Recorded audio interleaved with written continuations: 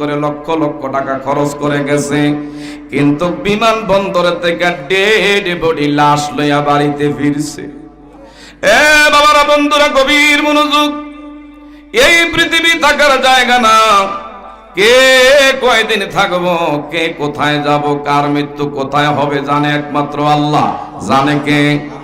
আমার বাবারা, বন্ধুরা, ওয়ামা তাদরি নাফসুম বিআইয়ি আরদিন তামুত।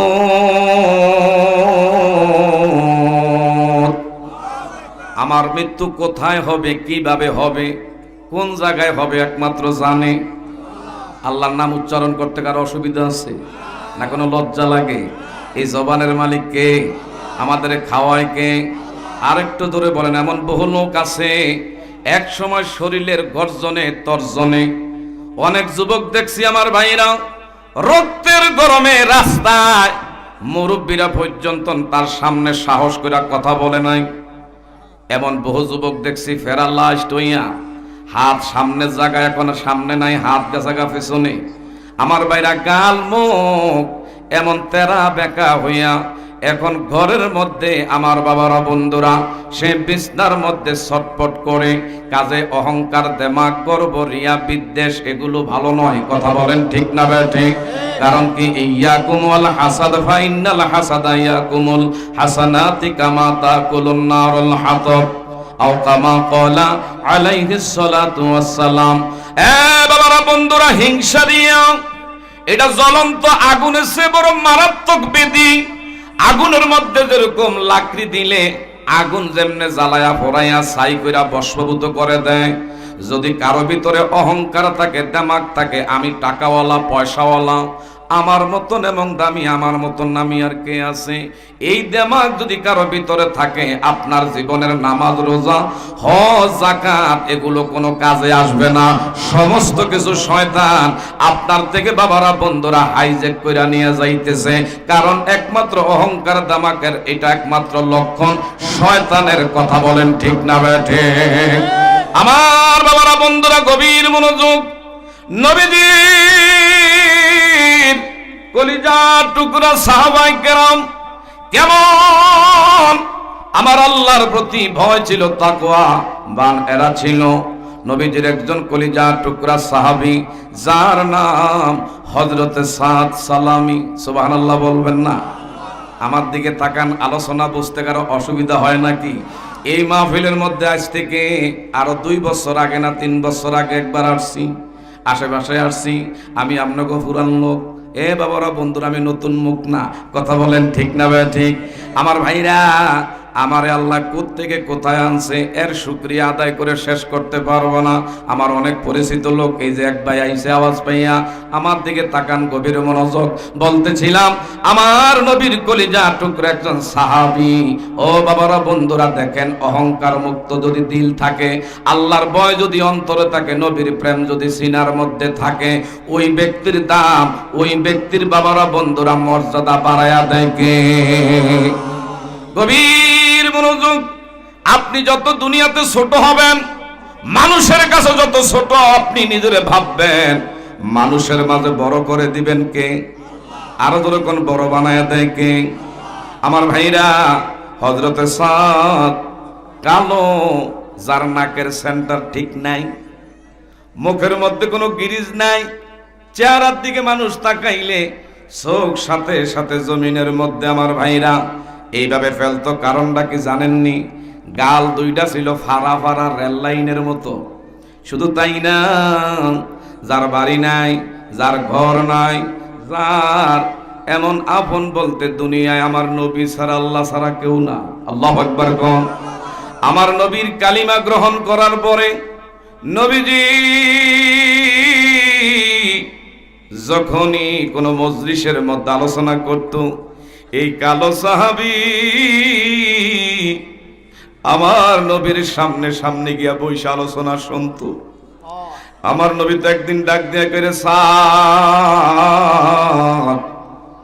আমার মনে কি জানি নাড়া মারছে, তোমার ভিতরে জানি কি কাজ করতেছে, একটু মুখ খুলে বলো। সাদ বলে, ইয়া রাসূলুল্লাহ, ইয়া হাবিবাল্লাহ, অবশ্যই আপনি আমার অন্তরের খবর আল্লাহ জানে, আর আমার আল্লাহ আপনারে জানাইছে। সুবহানাল্লাহ বলবেন না? আমার বাবারা, বন্ধুরা, আমার নবী কইরে, সাদ তোমার কি সমস্যা একটু আমার কাছে ব্যক্ত করো। কয় হুজুর গো, আমার একটাই মাত্র সমস্যা, আমার বাড়ি নাই, আমার কোনো ঘর নাই, আমার কোনো ব্যাংক ব্যালেন্স নাই, আমার এমন কোনো অর্থ নাই, সম্পদ নাই, আমার এখন বিয়ার বয়স চলছে, আমি যেই জায়গায় বিয়ার পয়গাম না মানিয়া বাড়িতে মেয়ের বাড়িতে যাই, আমার চেহারার দিকে তাকাইলে আর বাড়ি ঘরের যদি এমন ব্যবস্থা না দেখে কেউ আমার কাছে মাইয়া বিয়া দিতে চায় না। আল্লাহু আকবার কোন। এইটা গোলা গ্রামবাসী আমার নবী সালামির কথাগুলো শুনে, আর দুই নবীজির চোখ মোবারক দিয়া পানি এইভাবে ঝরতেছে ঝরনার মতো, ডাক দিয়া বলে, রে সাদ কি কথা তুই আমারে শোনাইলি? এরে সাদ তোরে মাইয়া কেউ দিতে চায় না, তোর বাড়ি ঘর না থাকার কারণে আমি নবী এই মুহূর্তে তোর ব্যাপারে একটা চিঠি লিখতেছি। সুবহানাল্লাহ বলেন না? আমার নবী যদি কারো পক্ষে সুপারিশ করে, ও বাবারা, বন্ধু, এটা কবুল করে কে? আর এটার মধ্যে বরকত আছে না নাই? আরো জোরে কোন আছে না নাই? আমার নবীজি নিজে কলম দিয়ে একটা চিঠি মোবারক লিখলেন। চিঠিখানা লেখা বলল, রে সাদ এটা তোমার কাছে দিলাম, তুমি দয়া কইরা হুরে মাদিনা, পৃথিবীর শ্রেষ্ঠ সুন্দরী এই মাদিনার বাবার কাছে আমার রেফারেন্স দিয়া চিঠিখানা পৌঁছায়া দিও। একটু চিৎকার মেরে বলেন না মারহাবা। আমার নবীর হাতের চিঠি হযরতে সাদ সালামি ইনি একবার বুকে লাগায়, আরেকবার মুখে চুমু খায়, এটার প্রতি সম্মান করে। সুবহানাল্লাহ বলেন। নবীর হাতের লেখা। আবার বলতেছে আমার নবী, সাদরে তুমি বলছো তোমার বাড়ি ঘর না থাকার কারণে কেউ তোমার কাছে মাইয়া বিয়া দিতে চায় না, আর আমি নবীজি এই মুহূর্তে ঘোষণা করলাম পৃথিবীর শ্রেষ্ঠ বিশ্ব সুন্দরী তোমার বউ হইয়া ঘরে আসতেছে। আরো আসতে কইেন, কারণ আমাগো দেশে অনেকটা রেওয়াজ হয়ে গেছে, কোনো বংশ তারতম্য লাগে না। আগের দিনের মুরব্বীর আত্মীয়তা করতে গেলে বংশ বিছরেছে। এখন টাকা যার আছে আছে, সে যেই হোক তার সাথে আত্মীয়তা করতে আর কোনো সমস্যা হয় না। কথা বলেন ঠিক না বা ঠিক? অনেক সময় দেখা যায় ঘরের মধ্যে পুত্রবধূ আনার সময় কি আনে জানেননি? এমনে না হেমনে, ফোলাটারে খালি বিয়া করামো, কিছু চাই না। তুই শুধু একটাই গড্ডা যদি কোনো রকম সাজায়া দেয়, আরে এমনি কিছু চায় না, কি সাজাইতে চায়? আচ্ছা এ বাবা, গুয়ের এই ফিট আর ওই ফিট এটা কি হালাল না হারাম? দোনো ফিটে কি এমনি কয় না হেমনে নেয়? আছে না নাই? আমি এক জায়গায় গাড়ির মধ্যে বইয়া রয়েছি, আমার দিকে চান, কষ্ট মনে নিয়েন না। আমার লগের সিটে একজন দাদার বয়সের দাদা বইয়া একা একা হাসে। আমি কই, কিও দাদা, কার লগে হাসেন? হাসতেছি নিজের মনের মধ্যে একটা কি জানি জল্পনা কল্পনা করতেছি, একটা কথা খেয়াল করে হাসতেছি। মারাবা কইতেন না? আমি কই, কেন হাসেন? হুজুর হাসতেছি এই জন্য, আজ থেকে 20 বছর আগে আমার মায়াডার আমি যখন বিয়া দেই, তখন এই জামাই আমার গলার মধ্যে গামছা লাগাইয়া 20,000 টাকা যৌতুক নিছে। কয় হাজার নিছে? আর যখন কয় হাজার? 20,000 নিছে। তুই আইজ গাল্লা চায় তো আমার আল্লাহ খেতে চাক্কা খেত রেখা ভাঙ্গে। কথা বলেন ঠিক না ভাই? ঠিক। হে মেয়ের করে নাতিন উপযুক্ত হয়েছে, বিয়ার দিন কালে বলে ঠিক হয়ে গেছে। এই মুহূর্তে আমার জামাই আমার কল দিছে যে শ্বশুর আব্বা আপনি কই আছেন? কইলাম, বলে কেন? আপনার নাতিনের তো বিয়ার দিনকাল ঠিক হয়ে গেছে। তো আমি জিগাইলাম, বাবা আমার নাতিনরে বিয়া দিতে কিছু লাগবো নি? কয় না, কিছু লাগতো না, মাত্র 2.5 লাখ টাকার মতন যৌতুক চায়। কয় লাখ চায়? ও আর ধর কয় লাখ? কয় হুজুর দেখেননি ওই সময় আমার থেকে 20,000 টাকা নিছে। আমার আল্লাহ এটা সুদে আসলে করায় গন্ডায় রিডবল এখন এমন 20,000-এর 2.5 লক্ষ টাকা জামাইয়ের পকেটের থেকে দেওয়াইতেছে। কথা বলেন ঠিক না ভাই? ঠিক।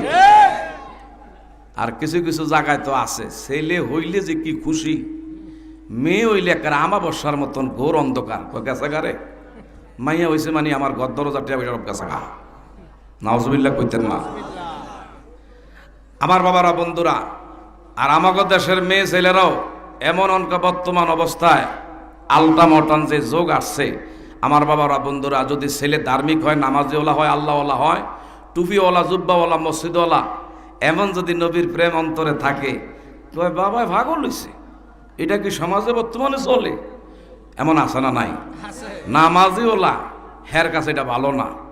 এই বাবারা, বন্ধুরা, যে হাতবার, আমার বাবারা, বন্ধুরা, এমন বাথরুমে বৈশা বৈশা টানে, সুখ টান মারে, আবার কি জানেননি ওইদিকে বইয়া মোবাইলও চায়। এমন ছেলের লেগে কিছু কিছু বর্তমান যুগের মেয়েরা পাগল। আর যিনি মসজিদে নামাজ পড়ে আল্লাহর কাছে চায়, আল্লাহর কাছে বলে, এমন কিছু বাবারা, বন্ধুরা, আল্লাহওয়ালা দিনদার ছেলে আছে না নাই? আরো তোর কোন আছে না নাই? কোন জায়গায় মেয়ে দেওয়া দরকার আর দেয় কোন জায়গা? 2 দিন পরে শ্বশুরে পুত্রবধূরে যদি মাগো আমার একটু পানির ব্যবস্থা করে দাও, হ্যাঁ, বিয়া দেওয়ার সময় কি আমার আত্মীয়তার মধ্যে ওই সময় কি এগুলা লেহা ছিল যে শ্বশুরের পানি গরম করে দেওয়া লাগবো, শাশুড়ির খেদমত করন লাগবো? কারণ ওই সময় কিন্তু আপনি এগুলা বিশ্রাম না, কোনটা জাতের মেয়ে, বংশ, নাম, কাম সব কিছু ঠিক আছে, দিন আছে, ইসলাম আছে, ওগুলো আপনার টাকার নাই, আপনার শুধু টাকা আসেনি, তার বাড়িঘর ঠিক আসেনি, এগুলা বিশ্রাইছেন। কথা বলেন ঠিক না বেঠে? কথা বুঝতে কোনো অসুবিধা হয়? আমার নবী কইরে সাত, আমার দিকে তাকান, ডানে বামে তাকাইন না। ওয়াজাক্কিরু ফাইন্না যিকরা তানফাউল মুমিনিন।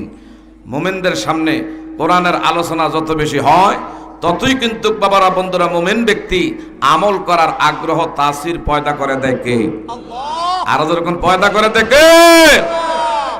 হযরত সাদ নবীর হাতের লিখা চিঠি মোবারক পাইয়া দৌড়াইয়া যাইতেছে হুরে মদিনার বাবার দরজায়। ঘরের দরজায় যাই একটা সালাম দিলেন, আসসালামু আলাইকুম ইয়া আহলাল বাইত। ঘরে কেউ আছেন? ভিতরে থেকে সালামের জবাব দেখো কে? ওয়ানা সাদ সালামি। সুবহানাল্লাহ। কোন সাদ? আমি নবীর কালো সাহাবী। কিও আমার কামনে ভুলে গেছে না তো তাড়াতাড়ি? কেন আসছো? দয়াল রাসূল কি জানি লেখছে, আপনার হাতে পৌঁছায় দিতে আসছি। কোন সুবহানাল্লাহ। আমার নবীর নামটা যখন বলছে, হরে মদিনার বাবা দরওয়াজাটা খুইলা তার হাতের থেকে, হযরত সাদ সালামের হাত থেকে চিঠিখানা নিয়া পড়তে লাগছে। মেয়েটা হঠাৎ করে জানালার ফাঁক দিয়া এই কালো সাহাবী সাদের দিকে একবার তাকায়, আর বাবাই কি করে ওই দিকে খেয়াল করে, চিৎকার মেরে বলেন মারহাবা।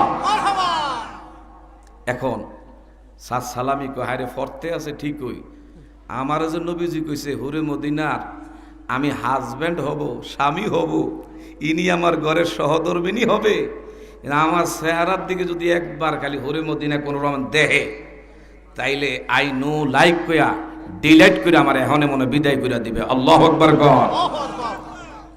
আমার বাবারা, বন্ধুরা, হযরত সাদ সালামি বলে, আমি কি বিদায় নিতে পারি? যা কিছু লেখা আছে নবীর কাছে গিয়া জানাবেন।